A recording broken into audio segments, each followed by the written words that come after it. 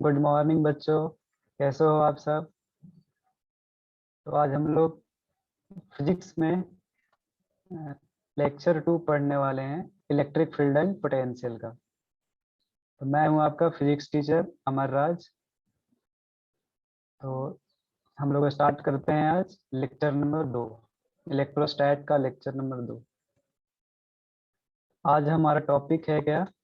आज हमारा टॉपिक है बच्चों कूलम्ब्स लॉ, इलेक्ट्रिक फोर्स के बारे में आज पढ़ेंगे। ठीक है,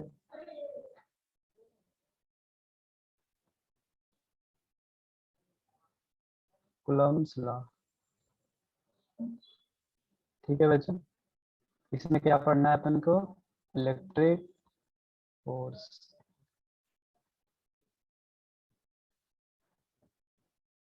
तो ये कूलम्ब्स लॉ क्या है?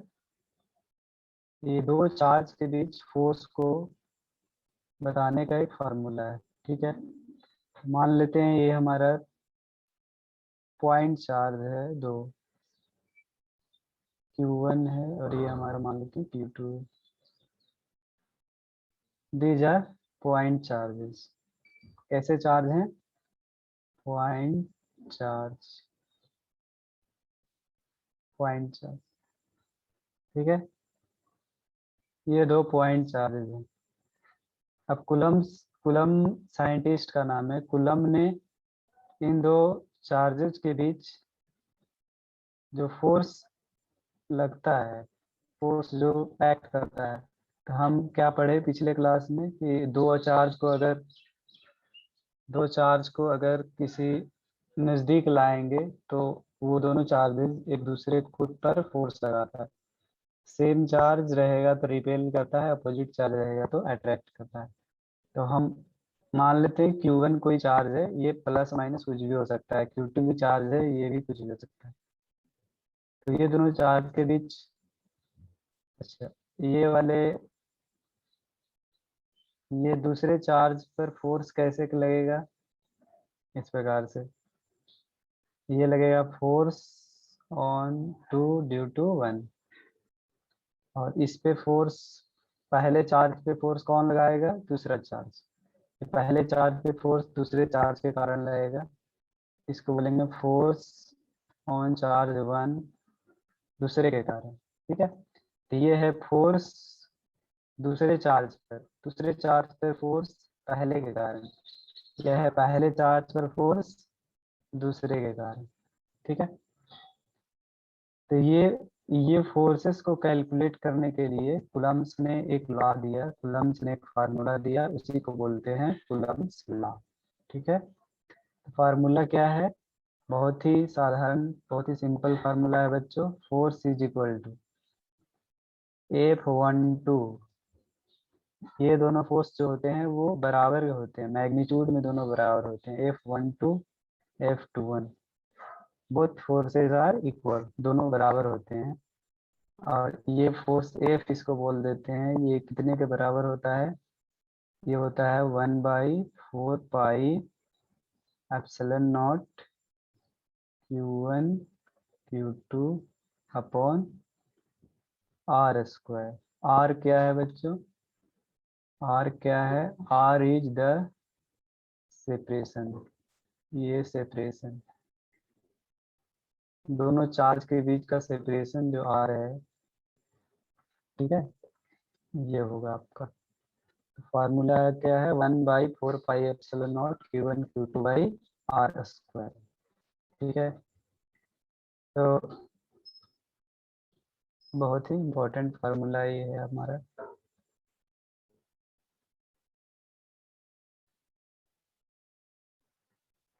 तो इसको क्या पढ़ते हैं? F is equal to Coulomb force is equal to 1/4 pi epsilon naught को, ठीक है, शॉर्ट में K लिख दिया करते हैं। K Q1 Q2 upon R का स्क्वायर। ठीक है, where K is what? K is 1/4 pi epsilon. ठीक है, इस K का, ठीक है बच्चों, तो इसको याद रखना है, बहुत इंपॉर्टेंट फार्मूला है, इसको अपन को याद रखना है कि दो चार्ज अगर Q1 Q2 है तो दोनों चार्ज के बीच जो फोर्स लगता है वो लगता है K Q1 Q2 by R square. ये कुलम्स के द्वारा दिया गया फार्मूला है। कुलम्स साइंटिस्ट हैं तो इनके नाम पर ही रख दिया गया है कुलम्स लॉ। ठीक है, या कुलम फोर्स भी इसको बोलते हैं। ठीक है? अब के का जो वैल्यू होता है 1/4 पाई एप्सिलॉन नॉट, जहाँ एप्सिलॉन नॉट क्या है, एप्सिलॉन नॉट को बोलते हैं क्या, क्या बोलते हैं, परमिटिविटी, परमिटिविटी ऑफ वैक्यूम या एयर। ठीक है, तो दोनों जो चार्ज जो है ना बच्चों, दोनों चार्ज जो है उसको एयर में रखा हुआ है। ये दोनों चार्ज जो है वो मीडियम में हमारा भी एयर है या वैक्यूम है। ठीक है, ये मीडियम है तो इसमें तो एप्सिलॉन नॉट होता है परमिटिविटी ऑफ वैक्यूम। ठीक है, इसका जो वैल्यू होता है वो याद रखना है 8.85 इंटू 10⁻⁻12। ठीक है, 8.85 इंटू 10⁻⁻12 इसका वैल्यू ये होता है। ठीक है, और k का जो वैल्यू होता है, ये k का जो वैल्यू होता है बच्चों, ये कितना होता है, इसको भी याद रखेंगे 9 इंटू 10⁻⁹। ठीक है, इसको भी हम लोग याद रखेंगे 9 इंटू 10⁻⁹। ठीक है, तो ये बहुत ही इंपॉर्टेंट दोनों वैल्यूज हैं जिसको हमेशा हम लोग को याद रखना होता है। ठीक है, जब भी हम न्यूमेरिकल बनाएंगे इस पर तो इन दोनों वैल्यू का इस्तेमाल करना होगा हमें। ठीक है, हमें इन दोनों वैल्यू का इस्तेमाल करना होगा। ठीक है, तो ये दोनों वैल्यू अपने को याद रखना है। ठीक है, तो बेसिकली बच्चों यही कूलम्ब्स लॉ है। ठीक है, कूलम्ब्स लॉ क्या बताता है हमको, कूलम्ब्स लॉ दो पॉइंट चार्ज के बीच का फोर्स बताता है। दो पॉइंट चार्ज को अगर रखेंगे तो उनके बीच कितना फोर्स लगेगा, ये हमको कूलम्ब्स लॉ बताता है। ठीक है, तो अगर दो चार्ज Q1 Q2 है, इनके बीच का डिस्टेंस अगर सेपरेशन उनके बीच का दूरी r है तो फोर्स लगेगा Q1 Q2 के Q1 Q2 by R square. ठीक है, तो अपन को ये याद रखना है। ठीक है, तो आगे चलते हैं।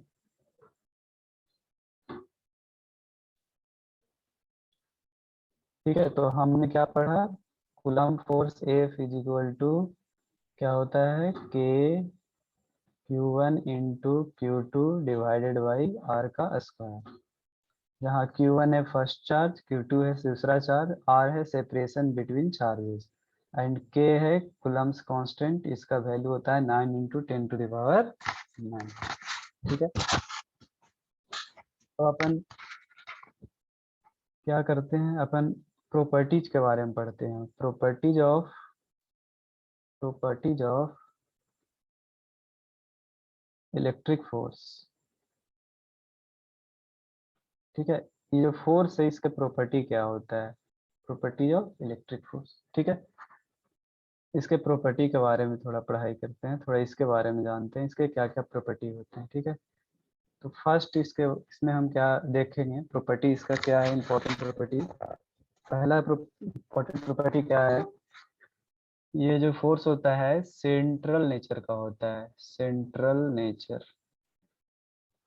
इलेक्ट्रिक फोर्स जो होता है वो सेंट्रल नेचर का होता है। ठीक है, सेंट्रल नेचर कहने का क्या मतलब हुआ, सेंट्रल नेचर कहने का क्या मतलब हुआ, ये मान लेते हैं चार्ज है Q1 और ये वाला चार्ज है Q2। ठीक है, तो जो कूलम्ब फोर्स लगता है ना, जो कूलम्ब फोर्स लगता है वो हमेशा लाइन ज्वाइनिंग बोथ चार्जेस, ये दोनों जो चार्ज को जो लाइन ज्वाइन करता है ना, जो लाइन इसको ज्वाइन करता है, दोनों चार्ज के बीच जो लाइन इसको जोड़ेंगे, दो चार्ज के बीच जो लाइन जोड़ते हैं, इस लाइन के अलोंग हमेशा काम करता है। ठीक है, जो फोर्स यहाँ लगेगा वो always along the line join, line को जो जोड़ेगा उसके अलोंग, यानी कि ये फोर्स जो लगेगा इसी लाइन पे लगेगा और इस पे जो फोर्स लगेगा वो भी इसी लाइन पे लगेगा। ठीक है, ये पहला प्रॉपर्टी है, बहुत इंपॉर्टेंट प्रॉपर्टी है। तो दो चार्ज को जिस लाइन से जोड़ा जाएगा ना, दो चार्ज को जिस लाइन से जोड़ा जाएगा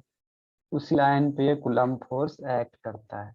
ठीक है, कोई दिक्कत, ठीक है, जैसे मान लो कि यहाँ इस पॉइंट पे रखा हुआ है +1 माइक्रो कूलम्ब और यहाँ पर एक दूसरा चार्ज रखे हैं -2 माइक्रोकुलम। ठीक है, तो इस पे फोर्स कैसे एक्ट करेगा, इस पे फोर्स कैसे एक्ट करेगा, तो पहले इसको लाइन से ज्वाइन कर देंगे, ये दोनों को एक लाइन से ज्वाइन कर देंगे। ठीक है, ठीक है, अब इस पे फोर्स वर्क करेगा। अब फोर्स कैसे कैसे लगेगा इस पे, तो अब देखिए ये प्लस चार्ज है माइनस चार्ज है, तो अगर प्लस चार्ज पे फोर्स अगर देखेंगे, प्लस चार्ज पे, ठीक है, तो प्लस माइनस है तो अपोजिट चार्ज क्या करता है, अट्रैक्ट करता है। तो +1 कूलम को जो -2 कूलम है वो अट्रैक्ट करेगा, अट्रैक्ट करेगा मतलब अपनी तरफ फोर्स लगाएगा। अब अपनी तरफ फोर्स लगाएगा तो ये जो फोर्स होगा वो इसी लाइन के लॉन्ग लगेगा, ये जो लाइन दिख रहा है ना, ये वाला लाइन के लॉन्ग लगेगा, तो इस प्रकार से फोर्स लगेगा ठीक है, इस पे ऐसे फोर्स लगेगा। और इस पे कैसे लगेगा, -2 कूलम पे कैसे लगेगा, तो इसको 1 कूलम अट्रैक्ट करेगा, खींचेगा अपनी तरफ, तो इसको अपनी तरफ ऐसे खींचेगा। ठीक है, ये भी उतना ही लगेगा, जितना ये फोर्स सेफ लगेगा उतना ही ये रहेगा, लेकिन चूंकि अपोजिट चार्ज है इसलिए एक दूसरे को क्या करेगा, ये अट्रैक्ट करेगा। ठीक है, इसको इस प्रॉपर्टी को बोलते हैं कि central forces, electric forces are central in nature, central nature का होता है। ठीक है, जैसे मान लो यहाँ पर 3 पॉइंट चार्जेस दिया रहेगा, 3 पॉइंट चार्ज यहाँ अगर दे दे इस प्रकार से। ठीक है, अब इसके बीच फोर्सेस अगर अगर मान लेते हैं, यहाँ पर हमारा है, ये मान लेते हैं कि +1 माइक्रोकुलम है, ये भी +2 माइक्रोकुलम है, और ये -3 माइक्रोकुलम है। ठीक है, ये इस प्रकार से चार्जेस हैं, इस प्रकार। अब इनके बीच का फोर्स दिखाना है तो पहले इनको लाइन से ज्वाइन कर देंगे, सबको एक दूसरे से लाइन से इस प्रकार से ज्वाइन कर देंगे। ठीक है, इस प्रकार से लाइन से ज्वाइन कर देंगे। अब फोर्स को हमको दिखाना है, फोर्सेस को दिखाना है, तो क्या करेंगे अपन, क्या करेंगे, जैसे इस पे फोर्स अगर दिखाना है, इस चार्ज पे फोर्स दिखाना है, तो इस चार्ज पे एक इसके कारण फोर्स लगेगा बच्चों, और एक इसके कारण लगेगा। तो इसके कारण प्लस माइनस है तो अट्रैक्शन फोर्स लगेगा, अपोजिट चार्ज ये दोनों अट्रैक्ट करेगा, तो इसको अपनी ओर अट्रैक्ट करेगा ऐसे। ये है हमारा F1। ठीक है, ये फोर्स किसके कारण है, ये फोर्स इस चार्ज के कारण है। फिर इस पे ये भी फोर्स लगाएगा, अब ये प्लस प्लस है, ये दोनों रिपल्सिव, ये दोनों सेम चार्ज है तो रिपेल करेगा। अब ये जो लगाएगा लाइन के लॉन्ग लगाएगा, तो रिपेल करेगा तो किधर रिपेल करेगा, इस प्रकार से रिपेल करेगा इसको, इसको इस प्रकार से इधर रिपेल करेगा, इसको मान लेते हैं F2। ठीक है, तो इस चार्ज पे इस प्रकार से ये फोर्स लगेगा F1 और F2। ठीक है, तो इसी प्रकार से इन दोनों पे भी फोर्स लगेगा, तो मैं एक ही चार्ट पे दिखा रहा हूँ, आप इन दोनों पे भी दिखा लेना। ठीक है, इन दोनों पे कैसे कैसे फोर्स लगेगा, तो इस चार्ज पे फोर्स एक इसके कारण लगेगा, ये अट्रैक्टिव है, और इस चार्ज के कारण इस पे फोर्स लगेगा, ये रिपल्सिव है। तो ये दो फोर्स इस पे एक्ट कर रहा है, इस प्रकार से दो फोर्स इस पे एक्ट कर रहा है। ठीक है, कोई दिक्कत, चलो, तो अपन यहाँ पर ये दो फोर्स दिखाए, तो पहला प्रॉपर्टी क्या होता है, ये सेंट्रल नेचर का होता है, force is in central nature, central nature का होता है। चलो,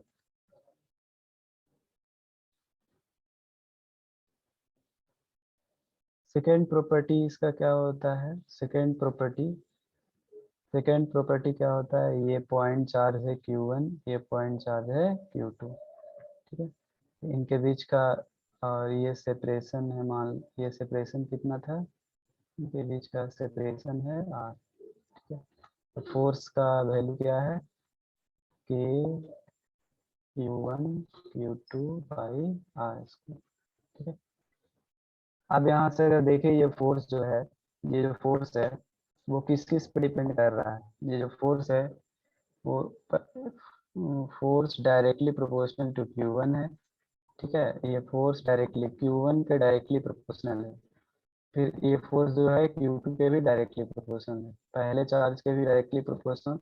और फोर्स जो है वो R पे कैसे डिपेंड कर रहा है, तो 1/R square, inversely proportional to square of R, inversely proportional to square of R। ठीक है, तो ये तीन बात हमें याद रखना है। फोर्स जो है, इलेक्ट्रिक फोर्स जो होता है, इलेक्ट्रिक फोर्स दोनों चार्जेस के डायरेक्टली प्रोपोर्शनल होता है। मतलब इस चार्ज को अगर बढ़ाएंगे तो फोर्स भी बढ़ेगा, इस चार्ज को बढ़ाएंगे फोर्स बढ़ेगा, घटाएंगे तो घटेगा। ठीक है। और सेपरेशन पे कैसे डिपेंड करता है, तो इनवर्स में इनवर्सली प्रोपोर्शनल होगा आर स्क्वायर का। ठीक है।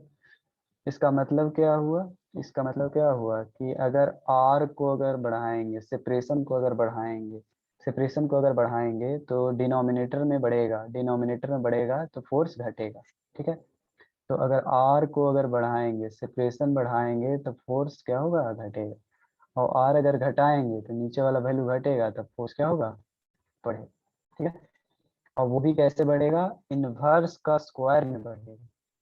मेरा इनवर्स का स्क्वायर मतलब कि अगर सेपरेशन को दुगना कर देंगे और आर को अगर दुगना कर देंगे, तो इसको अगर दो गुना कर देंगे ट्वाइस, तो दो दूनी कितना हो जाएगा, चार। टू आर कर देंगे, आर के यहाँ पे टू आर कर देंगे, दो दूनी चार, यानी फोर्स पहले से 4 गुना कम जाएगा। ठीक है। तो अगर आर को ट्वाइस कर देंगे तो फोर्स जो होगा, फोर्स जो होगा पहले से 4 गुना कम जाएगा। इस प्रकार से आइस, अगर फोर्स को ट्राई, आर को अगर ट्राइस कर देंगे, 3 गुना अगर कर देंगे, तो फोर्स जो होगा कै गुना कम जाएगा, 9 गुना कम जाएगा। ठीक है। क्योंकि यहाँ पर 3 आर करेंगे तो 3 3 कितना हो जाएगा, 9। तो बटा में 9 आ जाएगा, तो फोर्स जो होगा वो 9 गुना कम जाएगा। ठीक है, पहले से 9 गुना कम जाएगा, है ना। तो ये बहुत इंपॉर्टेंट प्रॉपर्टी है। तो अगर हमसे कोई बोलेगा चार्ज अगर दुगुना कर देंगे, पहले चार्ज को दुगुना कर देंगे तो फोर्स भी दुगुना हो जाएगा। चार्ज को अगर आधा कर देंगे तो फोर्स भी आधा हो जाएगा। ठीक है। दूसरे चार्ज को दुगुना कर देंगे तो फोर्स भी दुगुना हो जाएगा, आधा कर देंगे तो ये भी आधा हो जाएगा। और डिस्टेंस में क्या होगा, अगर डिस्टेंस को अगर बढ़ाएंगे तो फोर्स घटेगा, डिस्टेंस डिस्टेंस को घटाएंगे तो फोर्स क्या होगा, घटेगा। उसने बता रहा है, कोई दिक्कत। चलो, तो ये दूसरा प्रॉपर्टी हो गया हमारा। थर्ड प्रॉपर्टी इसका क्या होता है, सेंटर, ये फोर्स का थर्ड प्रॉपर्टी क्या होता है, फोर्स का फार्मूला क्या पढ़े अपन, 1/4 pi epsilon naught Q1 Q2/r²। ठीक है। 1/4 pi epsilon naught Q1 Q2/r²। ठीक है। तो एप्सिलॉन नॉट क्या होता है, एप्सिलॉन नॉट इसको बोलते हैं परमिटिविटी ऑफ, परमिटिविटी ऑफ क्या, वैक्यूम, वैक्यूम या एयर का परमिटिविटी। मतलब अभी जो हम दोनों चार्जेस को रखे हुए हैं, ये दोनों चार्ज Q1 और Q2 को, Q1 और Q2 जो है इनको अभी हम कहाँ रखे हुए हैं, एयर में रखे हुए हैं, एयर में, तब ये फार्मूला है। ठीक है। अब अगर मीडियम को चेंज कर दें, ठीक है, मीडियम को क्या करें, चेंज कर दें, मतलब मीडियम हम एयर के जगह पर वाटर में रख दें, चार्ज को दोनों को एयर में नहीं रख के वाटर में अगर रख देंगे, ठीक है, तब फोर्स पे क्या इफेक्ट पड़ेगा, फोर्स क्या चेंज होगा या फोर्स वही रहेगा। ठीक है। तो इसके लिए अपन क्या करेंगे, फोर्स को अगर मीडियम चेंज करेंगे तो क्या चेंज होगा, तो इसका जवाब है हाँ, चेंज करेगा। वो कैसे चेंज करेगा, तो इस फार्मूले से हम देखेंगे, फोर्स इज इक्वल टू, ठीक है, force is equal to in other medium, अगर दूसरे मीडियम में रखेंगे, कोई दूसरा मीडियम में रखेंगे, तब क्या होगा फोर्स का फार्मूला, तो होगा 1/4 pi epsilon R into epsilon naught Q1 Q2/r²। ठीक है।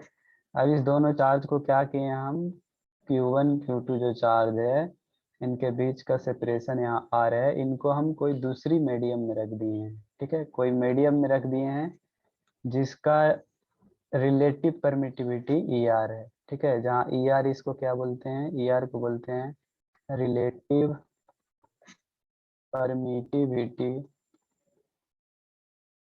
ऑफ मीडियम, मीडियम का रिलेटिव परमिटिविटी। तो यहाँ सिर्फ क्या चेंज हुआ है, यहाँ चेंज केवल क्या हुआ है, चेंज केवल हुआ है क्या, चेंज हुआ है केवल ई आर आ गया है, बस यही ना, और बाकी तो सब सेम है, 1/4 pi epsilon naught Q1 Q2/r²।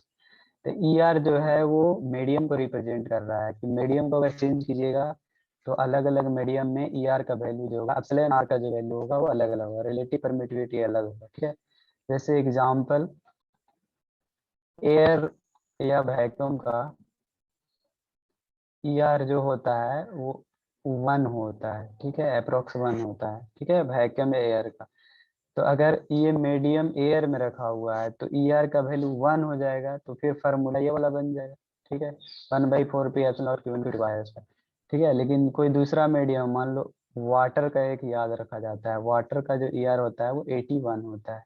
ठीक है, वाटर का ई आर कितना होता है 81। तो अगर वाटर में इस दोनों को रखेंगे तो यहाँ पर 81 से डिवाइड हो जाएगा, यानी कि फोर्स जो है वो 81 टाइम्स घट जाएगा हमारा। तो इसका मतलब क्या हुआ, इसका मतलब क्या हुआ कि जो कूलम्ब फोर्स होता है, इलेक्ट्रिक फोर्स होता है, मीडियम पे भी डिपेंड करता है। ठीक है, चार्ज को कहाँ रख रहे हो, किस मीडियम में रख रहे हो, इस पे भी डिपेंड करता है। ठीक है, तो यहाँ से हम इम्पोर्टेंट बात क्या सीखें, यहाँ से इम्पोर्टेंट बात हम सीखें क्या, कि electric force is medium dependent. Electric force is medium dependent, electric force medium पे क्या करता है, डिपेंड करता है। ठीक है, तो और फार्मूला क्या बन जाएगा, एफ इज इक्वल टू 1/4 पाई, ये ये जो ई आर एप्सिलॉन है ना, इसको शॉर्ट में एप्सिलॉन बोला जाता है, 1/4 pi epsilon Q1 Q2 by R square. ठीक है, जहाँ एप्सिलॉन क्या है, एप्सिलॉन क्या है, ये रिलेटिव परमिटिविटी नहीं है, इसको बोलते हैं परमिटिविटी। परमिटिविटी ऑफ क्या, परमिटिविटी ऑफ मीडियम, जिस मीडियम में इसको रखे हो उसका परमिटिविटी। ठीक है, परमिटिविटी ऑफ मीडियम। एप्सिलॉन का वैल्यू क्या होगा, यहाँ से क्या कहेंगे, एप्सिलॉन बराबर क्या होगा, मीडियम का रिलेटिव परमिटिविटी इनटू वैक्यूम का परमिटिविटी। इस मीडियम का परमिटिविटी इज इक्वल टू उस मीडियम का रिलेटिव परमिटिविटी इनटू वैक्यूम का परमिटिविटी। और वैक्यूम का परमिटिविटी हम जानते हैं 8.85 इंटू 10⁻12। अगर वाटर का परमिटिविटी हमको निकालना है तो वाटर का रिलेटिव परमिटिविटी कितना होता है 81 इंटू 8.85 इंटू 10⁻12। इस प्रकार से अगर मीडियम का रिलेटिव परमिटिविटी हमको पता है तो मीडियम का हम परमिटिविटी भी क्या कर सकते हैं, निकाल सकते हैं। ठीक है, चलो, तो यहाँ से हम प्रॉपर्टी, ठीक है, इलेक्ट्रिक फोर्स का एक और प्रॉपर्टी पढ़ ली है कि इलेक्ट्रिक फोर्स जो होता है वो मीडियम पे क्या करता है, डिपेंड करता है। ठीक है, तो हमने 3 प्रॉपर्टी पढ़ा, हमने कितना प्रॉपर्टी पढ़ा, 3 इलेक्ट्रिक फोर्स का। पहला प्रॉपर्टी पढ़े क्या, इलेक्ट्रिक फोर्स सेंट्रल नेचर का होता है। ठीक है, जब भी फोर्स लगेगा वो लाइन ज्वाइन पे लगेगा, फोर्स जो लाइन जिस लाइन पे ज्वाइन करेगा उसके अलोंग फोर्स लगेगा। ठीक है, तो पहला प्रॉपर्टी पढ़े। दूसरा प्रॉपर्टी क्या पढ़े कि फोर्स जो होता है वो चार्ज के डायरेक्टली प्रोपोर्शनल होता है। ठीक है, फोर्स जो होता है वो सेपरेशन का स्क्वायर का इन्वर्सली प्रोपोर्शनल होता है, inversely proportional to square of separation between charges. ठीक है, ये पढ़े। तीसरा पढ़े कि फोर्स जो होता है वो मीडियम डिपेंडेंट होता है। ठीक है, तो that's is all about electric force और कूलम्ब फोर्स। तो ये इलेक्ट्रिक फोर्स और कूलम्ब फोर्स के बारे में इतना चीज है। ठीक है, अब इस पे 1-2 सवाल बनते हैं, इसको देख लेते हैं, सवाल 1-2 देख लेते हैं। ठीक है, इस पर 1-2 सवाल अपन कर लेते हैं। सबसे पहला बेसिक सवाल अगर हमसे पूछे, find out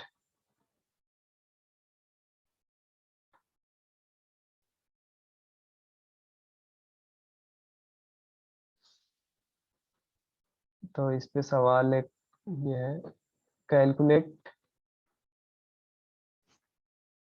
unit and dimension of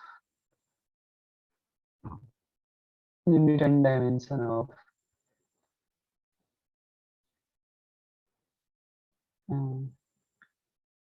A में रिलेटिव परमिटिविटी और बी में परमिटिविटी। ठीक है, रिलेटिव परमिटिविटी और परमिटिविटी का यूनिट एंड डायमेंशन अगर हमसे पूछ ले, सवाल पूछ ले कि यूनिट और डायमेंशन निकालो रिलेटिव परमिटिविटी का और परमिटिविटी।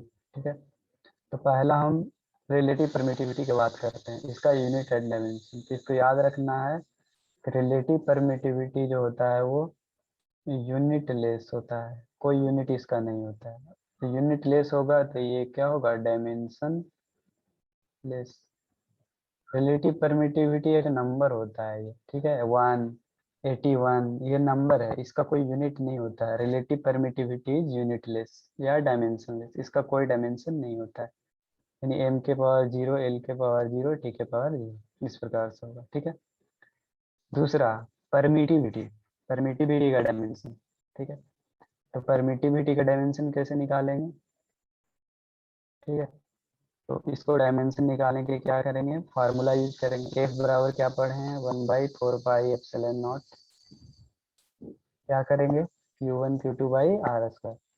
तो हम क्या बेसिक पढ़े, 11 क्लास में क्या पढ़े हैं कि किसी भी क्वांटिटी का यूनिट या डायमेंशन निकालना हो तो उसका फार्मूला से उसको, उस फार्मूले से उसको, उसका फार्मूला ज्ञात करो। कोई ऐसा फार्मूला जिसमें वो हो, उससे उससे उसका फार्मूला हमको कैलकुलेट करना है। तो इसमें क्या करेंगे, एप्सिलॉन नॉट अगर हम निकालना चाहें, एप्सिलॉन नॉट को यहाँ कर दें तो क्या होगा, 1/4 पाई Q1 Q2/f r², ठीक है। ये फार्मूला बन गया, ठीक है। एप्सिलॉन नॉट बराबर 20। अब यहाँ से हम इसका सब कुछ निकाल सकते हैं। अगर हमको इसे यूनिट अगर निकालना है, यूनिट अगर निकालना है तो क्यू चार्ज का यूनिट क्या होता है, कूलम्ब गुना कूलम्ब। इसका यूनिट कूलम्ब कूलम्ब। फोर्स का यूनिट क्या होता है, न्यूटन। और आर का क्या होता है, मीटर स्क्वायर।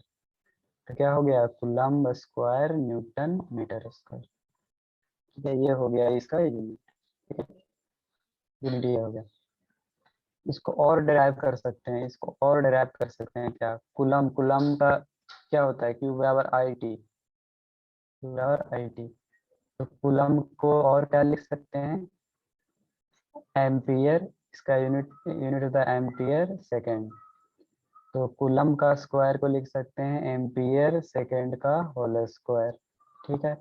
और भाई न्यूटन, न्यूटन का क्या होता है, किलोग्राम मीटर पर सेकेंड स्क्वायर, ठीक है। अब इंटू मीटर स्क्वायर। तो यहाँ से क्या हो जाएगा, एम्पियर स्क्वायर, सेकेंड स्क्वायर, और सेकेंड का 2 पावर और चढ़ेगा तो सेकेंड पावर 4, और बाई किलोग्राम मीटर स्क्वायर, और मीटर हो जाएगा कितना होगा, मीटर क्यूब, ठीक ठाक है। एम्पियर सेकेंड, ठीक है, क्यू बराबर आई एम्पियर स्क्वायर सेकेंड, यहाँ से 2 2 4 पावर, ठीक है, ठीक। तो ये एक और इसका हो गया यूनिट, इस फॉर्म में भी यूनिट को दे सकता है, ठीक है। अब इसका अगर डायमेंशन हमसे पूछेगा, डायमेंशन ऑफ एप्सिलॉन, इसका डायमेंशन क्या होगा, तो एम्पियर का डायमेंशन ए,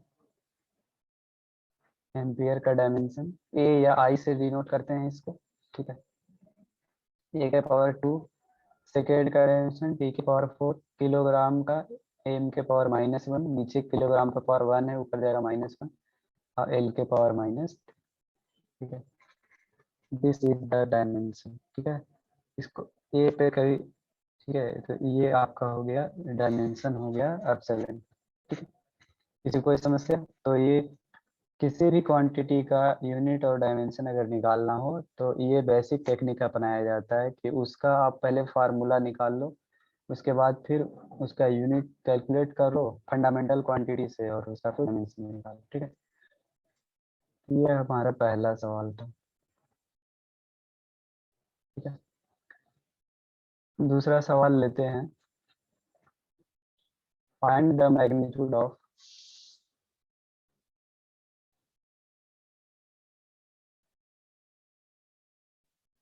कूलम्ब फोर्स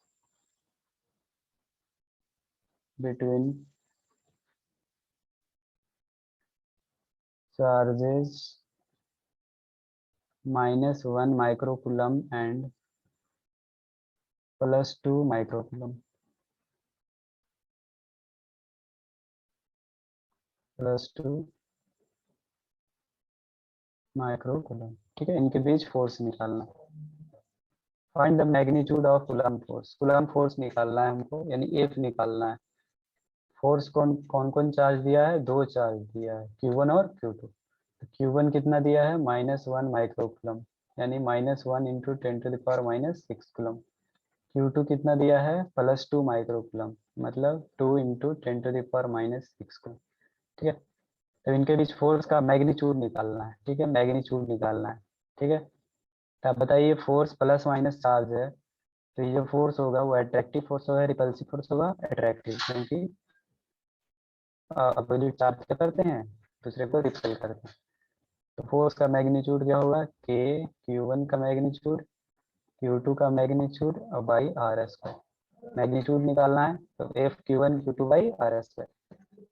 यहाँ से अपन कर लेते हैं कैलकुलेट, के का वैल्यू कितना होता है 9 इंटू 10⁹। Q1 का मैग्नीट्यूड कितना होगा 1 माइक्रोकूलम यानी 1 इंटू 10⁻⁻6।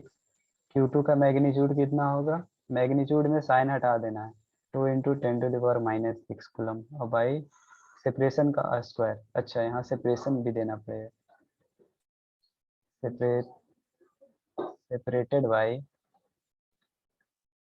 1 मिलीमीटर, 1 मिलीमीटर से इसको सेपरेट किया गया है, ठीक है 1 मिलीमीटर से। तो आर स्क्वायर, आर के जगह पर आर बराबर क्या है 1 mm, और 1 mm कितना होता है 10⁻³ मीटर। तो यहाँ आर स्क्वायर करेंगे तो 10⁻³ का क्या होगा होल स्क्वायर होगा, ठीक है। यहाँ से होगा 9 इंटू 2 18 इंटू 10⁻, पावर सब जोड़ दो, 9 पावर ऊपर, -6 पावर ऊपर, एक और -6 पावर ऊपर, और यहाँ से -3 दूनी 6, तो ऊपर जाएगा तो +6 पावर, ये कट जाएगा तो हो जाएगा 18 गुना 10 के पावर 9 में 6 गया 3, इतना न्यूटन, यानी 18 किलो न्यूटन। तो ये एक बहुत ही बेसिक सा सवाल ये है कि दो चार्ज दिया रहेगा, दोनों के बीच सेपरेशन दिया रहेगा, दोनों का चार्ज दिया रहेगा, तो उसके बीच का कूलम्ब फोर्स निकालना है। तो सिंपल सा फार्मूला लगाएंगे के Q1 Q2 by R square, ठीक है। कोई दिक्कत नहीं, चलते हैं अगले सवाल पे। अगला सवाल लेते हैं, एनसीईआरटी का एक सवाल लेते हैं अपन, अगला सवाल।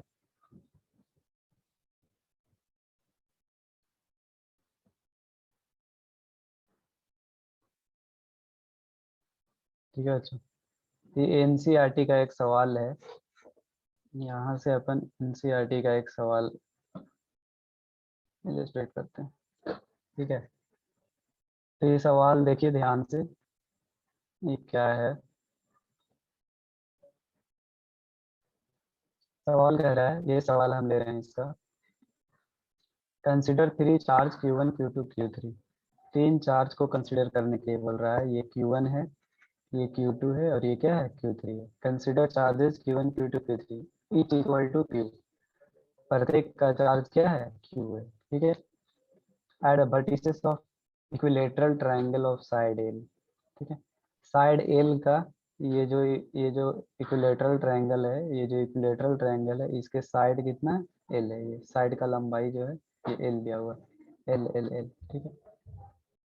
Placed at centre of L, what is the force on, what is the force on charge Q placed at the centroid of triangle. ये जो ट्रायंगल है इसके सेंट्रोइड पर, यहाँ पर सेंट्रोइड, इस ट्रायंगल का सेंट्रोइड पर, सेंट्रोइड होगा, सेंट्रोइड का सारे वर्टेक्स से दूरी क्या होगा सेम, यहाँ से जो दूरी होगा वही यहाँ से दूरी होगा, यहाँ से दूरी होगा, ठीक है। इक्विलेटरल ट्रायंगल में क्या होता है, इक्विलेटरल ट्रायंगल में ये सेंट्रोइड होता है, इसका तीनों वर्टेक्स से जो डिस्टेंस होता है वो बराबर होता है, ये आर आर आर तीनों डिस्टेंस क्या होंगे बराबर होंगे। ये तीनों डिस्टेंस यहाँ आर आर और आर तीनों क्या होगा बराबर होगा, ये लेंथ एल है, ये भी लेंथ एल है, ये भी लेंथ एल है, क्योंकि इक्विलेटरल ट्रायंगल, यहाँ चार्ज एक रखा हुआ है, यहाँ तीनों चार्ज रखे, हमको निकालने के लिए बोल रहा है कि इस पे फोर्स कितना लगेगा। एक चार्ज को रखा गया है सेंट्रोइड पे, चार्ज को कहाँ रखा गया है सेंट्रोइड पे रखा गया है, ठीक है। यहाँ पर यहाँ पर रखा गया है, यहाँ चार्ज Q है, यहाँ भी चार्ज Q है, यहाँ भी चार्ज Q है, और एक यहाँ पर चार्ज रखा हुआ है कैपिटल। इस पे हमको फोर्स निकालने के लिए बोल रहा है। तो फोर्स निकालने के लिए इस पे पहले इससे एक लाइन ज्वाइन करेंगे, फिर इससे एक लाइन ज्वाइन करेंगे और फिर इससे एक लाइन ज्वाइन करेंगे। हमको फोर्स Q पे निकालना है, ठीक है। फोर्स Q पे निकालना है तो कितना फोर्स लगेगा बच्चों, तीन फोर्स लगेगा, एक इसके कारण लगेगा, एक इसके कारण लगेगा, एक इसके कारण, ठीक है, तीनों का लगेगा। अब अगर एक फोर्स का मैग्नीट्यूड निकालें, इसके इसके इसके कारण अगर फोर्स निकालें हम तो क्या होगा, K Q1 Q2 by R square, जहाँ आर क्या है ये वाला आर। अब सेंट्रोइड क्योंकि इक्विलेटरल ट्रायंगल का है, तो इक्विलेटरल ट्रायंगल का सेंट्रोइड से वर्टेक्स का डिस्टेंस बराबर होता है, तो अगर देखें हम तो इसके कारण जो फोर्स लगा इन दोनों के बीच जो फोर्स लगेगा, इन दोनों के बीच जो फोर्स लगेगा और इन दोनों के बीच फोर्स लगेगा, सब बराबर होगा। यानी कि F1 बराबर होगा F2 बराबर F3, और सब F के बराबर होगा। ठीक है, क्योंकि क्योंकि ये डिस्टेंस तीनों क्या है, सेम है, और चार्जेज भी इक्वल है। यहाँ क्यू क्यू यहाँ भी है, यहाँ भी छोटा क्यू कैपिटल क्यू है, यहाँ भी कैपिटल क्यू छोटा क्यू है। तो इसका मतलब कि जो तीनों फोर्स लगने वाला है वो तीनों फोर्स क्या होगा, इक्वल होगा। ठीक है, अब देखो, तो अब देखो कि इन दोनों के बीच फोर्स कैसे लगेगा। ठीक है, एक बड़ा बनाते हैं यहाँ पे।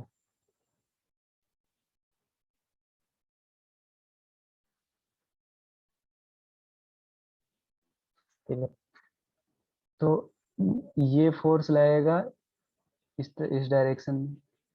ठीक है, इन दोनों के कारण ये Q और ये Q के कारण फोर्स लगेगा इधर।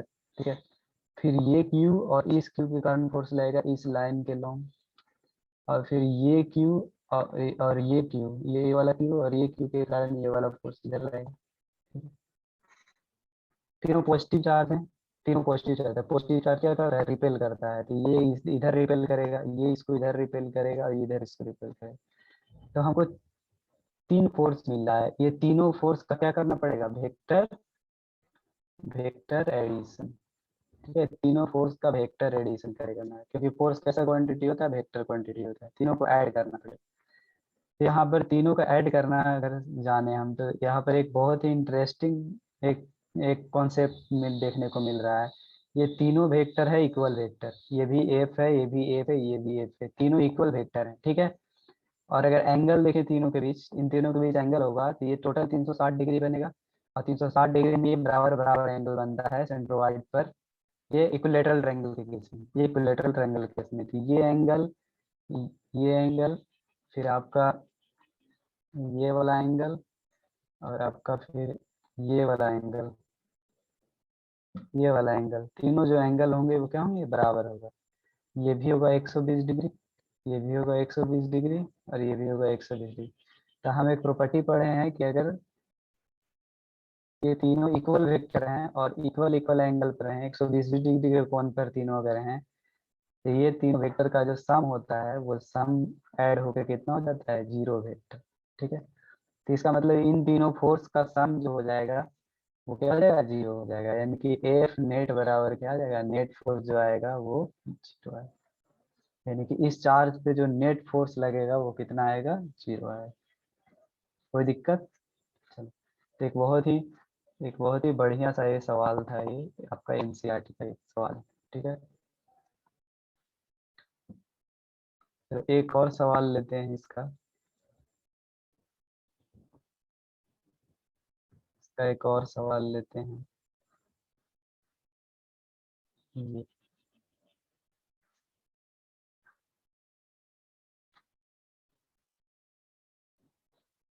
ठीक है, ये भी एनसीईआरटी का। ठीक है, एनसीईआरटी का एग्जाम्पल नंबर 7 है, 1.7। ठीक है, इसमें देखते हैं बच्चों क्या करना है। Consider the charges Q and minus Q place at the vertices of equilateral triangle, what is the force on each charge. ठीक है, चलिए, तो कह रहा है कि तीन चार्ज को रखा गया है, capital Q minus, sorry, plus Q and minus Q, तीन चार्ज को वर्टेक्स पे रखा गया है। तो कह रहा है कि what is the force on each charge, प्रत्येक पे कितना ये लगेगा। तो इक्विलेटरल ट्रायंगल का, ये है इक्विलेटरल ट्रायंगल, इसके तीनों वर्टेक्स पे चार्ज रखा गया है। एक चार्ज रखा गया माइनस क्यू, यहाँ पे रखा गया प्लस क्यू, और यहाँ पे भी रखा गया क्या, प्लस क्यू। इस प्रकार से रखा हुआ है। ठीक है, अब कह रहा है कि प्रत्येक पे फोर्स निकालना है, प्रत्येक चार्ज पे फोर्स निकालना है। ठीक है, हर एक चार्ज पे कितना फोर्स लगेगा ये निकालना है। यानी कि इस चार्ज पे टोटल फोर्स निकालना है, फिर इस चार्ज पे टोटल फोर्स निकालना है, फिर इस चार्ज। तो हम एक करके दिखाते हैं, बाकी आप दो कर लीजिएगा। ठीक है, एक करके हम दिखाते हैं। जैसे मान लेते हैं कि ये नेगेटिव चार्ज पे हम करके दिखा रहे हैं, नेगेटिव चार्ज। तो इस चार्ज पे किसके किसके कारण फोर्स लगेगा, तो इसके आसपास के चार्ज देखिए, एक ये चार्ज है, एक ये चार्ज है, तो इसके इसके बीच लगेगा। अब देखिए ध्यान से, इसके इसके बीच अपोजिट चार्ज है, तो ये अट्रैक्ट करेगा, तो ये जो है इसको अपनी तरफ क्या करेगा, अट्रैक्ट करेगा। ये फोर्स का नाम दे देते हैं F1। उसी प्रकार से ये वाला फोर्स जो है, ये वाला जो, ये आपका जो है, ये वाला चार्ज जो है, ये भी अट्रैक्ट करेगा, प्लस माइनस के बीच अट्रैक्शन रहेगा, तो ये भी अपने अपनी तरफ इसको अट्रैक्ट करेगा। ठीक है, इसका नाम दे देते हैं F2। ये फोर्स F2। ठीक है, तो अब ये फोर्स, अब अगर हम F1 F2 अब इनको क्या करेंगे, दोनों का मैग्नीट्यूड निकाल के ऐड कर देंगे। ये एंगल कितना डिग्री होगा, तो सारा एंगल कितना डिग्री होता है, 60 होता है, तो ये भी कितना डिग्री होगा, 60 डिग्री हो जाएगा। ठीक है, तो दो फोर्स को ऐड करना है जिनके बीच का एंगल कितना डिग्री है, 60 डिग्री। अब इस तब हम क्या करते हैं, F1 F2 कैलकुलेट करते हैं। तो F1 क्या होगा, F1 इज इक्वल टू के Q1 Q2 by R square होता है, तो यहाँ पर रख दीजिए। के Q1 के जगह पर कितना होगा, Q1 है कितना, -Q। ठीक है, -Q, तो हम मैग्नीट्यूड केवल ले रहे हैं। ठीक है, साइन यूज कर लिया डायरेक्शन दिखाने में। ठीक है, तो के का Q1 का मैग्नीट्यूड इंटू Q2 का मैग्नीट्यूड, तो के Q1 Q2 by R square, ये वाला सेपरेशन, तो ये वाला सेपरेशन एल दिया हुआ है, सवाल में एल दिया हुआ है, एल स्क्वायर, देखा के Q square by L square. उसी प्रकार से F2 अगर निकाल लें, ये वाला फोर्स अगर निकाल लें, तो क्या होगा, K magnitude of Q1 Q है, मैग्नीट्यूड ऑफ Q2 Q है, by R square L square. ठीक है, ये भी आ गया K Q square by L square. तो देखते हैं अगर ध्यान से, तो दोनों F1 बराबर क्या है, F2 है, दोनों का मैग्नीट्यूड इक्वल।